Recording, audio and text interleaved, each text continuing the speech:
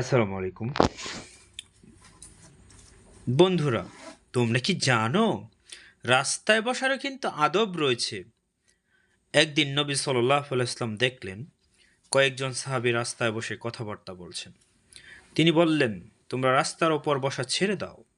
সাহাবীরা বললেন, আল্লাহর রাসূল, এখানে বসা ছাড়া আমাদের তো আর কোনো উপায় নেই।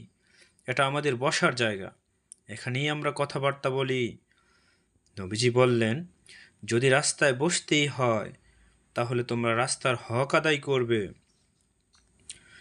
সাবিরা বললেন, ইয়া আল্লাহর রাসূল, রাস্তার হক কি? রাসূলুল্লাহ সাল্লাল্লাহু আলাইহি ওয়াসাল্লাম বললেন, রাস্তার হক হলো কষ্টদায়ক বস্তু রাস্তা থেকে সরিয়ে দিতে হবে, দৃষ্টিকে অবনত রাখতে হবে, সালামের জবাব দিতে হবে, ভালো কাজের আদেশ করতে হবে এবং মন্দ কাজে নিষেধ করতে হবে। আরেকদিন নবী সাল্লাল্লাহু আলাইহি ওয়াসাল্লাম বলেন, আমি এক ব্যক্তিকে জান্নাতে ঘুরে বেড়াতে দেখেছি।